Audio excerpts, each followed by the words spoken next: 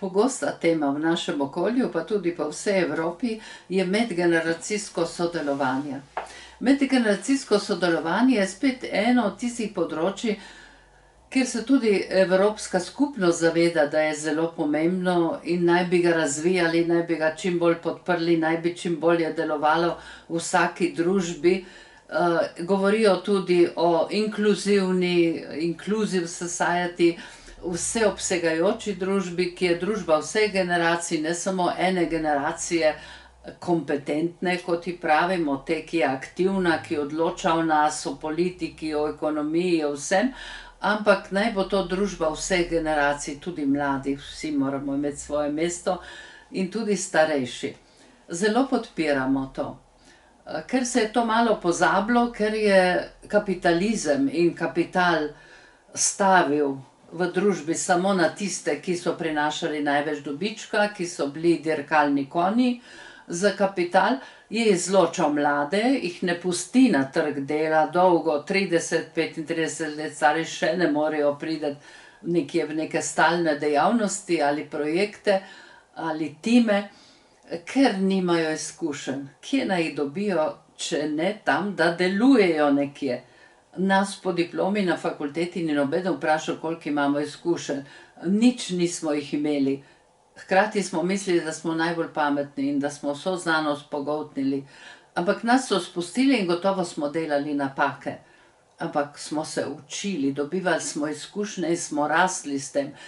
Tako je zelo pomembno tudi pri študentih, da se ne zašolajo mladina, da dobijo neke izkušnje v občasnih delih. Dela, fleksibilna dela, kratkotrajna dela, je treba jim dati status. Zakaj? Ker naraščajo. Ker v 21. stoletju jih bo vedno več in služb bo vedno manj. In v ta dela občasna, ki naj imajo enak status, kot ga je imela prej služba, enako težo, ekonomsko, pravno, socialno težo, naj ne bo človeka sram, če reče, zdaj delam v 3. timu. Začastitati mu je, ker zdaj spoznava novo temo, nove ljudi, se prilagaja novemu timu, ne več samo enemu v 30 let, ampak različni, mogoče vsake 2-3 leta menja. To so bogatstva, ki razvijajo ljudi, tudi mlade razvijajo. In vidite, tu sredi tega se znajde te izločenosti mladih, ki ne smejo v javnosti priti na trg dela, na koncu starih, ki so v penziji in tudi ne smejo. Mi gradimo nasilno, ker je ni medgeneracijskega sodelovanja, konflikt je močen, mi moramo za ta stare delati, da oni dobivajo zdravila, penzije, vse dobivajo. Konflikt je v vsej Evropi zelo močan, ker je napihnjen in zaradi napačnih informacij. Ker ne pokažemo nobene cene, nobenega pomena v dolgoživi družbi starejše generacije. Srednja generacija omaguje pod pritiski, zahtevami kapitala, služb, sprememb, novosti in tako dalje, brez da bi imela podporo starejših, brez da bi imela podporo mlajših, ki bi stopali pred univerzo, predno jo končajo, potem na trg dela, na najrazličnejših področjih. Zelo podpiramo medgeneracijsko sodelovanje in vključujočo družbo. Ko je Evropa poslala denar, so se ustanovili v Sloveniji centri za medgeneracijsko sodelovanje, ker smo mi mislili, da bomo tako razvijali. Koncept ni bil najbrž, ne vem, na katerem nivoju evropskem ali kje dobro zastavljen, da bomo mi v neko predavalnico povabili ali v neko sobo povabili starejše, pa srednje generacije, ki itak nima časa, pa mlajše in ne sodelujejo zdaj tam. Ne jih nekdo v Kranju nauči, kako se košare pletejo, ker so srečne, da so ga dobile, da ga peljejo v center za medgeneracijsko sodelovanje. Lepo vas prosim. Medgeneracijsko sodelovanje ne sodi v učilnice, ne sodi v predavalnice, ne sodi v dnevne sobe. Medgeneracijsko sodelovanje mora potekati sredi življenja. Da je pravo. Da on ve, da ni to za hec, ker je ta predavatelj nekaj rekel, pa tisto košaro pokazal, kako bodo pletli, ampak ker sem jaz nekaj dosegel in naredil, ker sem ga razumel, kaj nam je povedal, ker smo skupaj to naredili. Medgeneracijsko sodelovanje je sredi dela. Jaz marsikaj vidim, kako dedek sodeluje s sinom, s vnukinjo in tako dalje in ustvarjajo nove dobrine na licu mesta, sredi življenja, sredi pravega resničnega dela dobi človekovo delo in delovanje pravo socialno vrednost. Nikoli v predavalnici, za manj smo zgubljali ta denar. Medgeneracijsko sodelovanje pa nekaj drugega predpostavlja.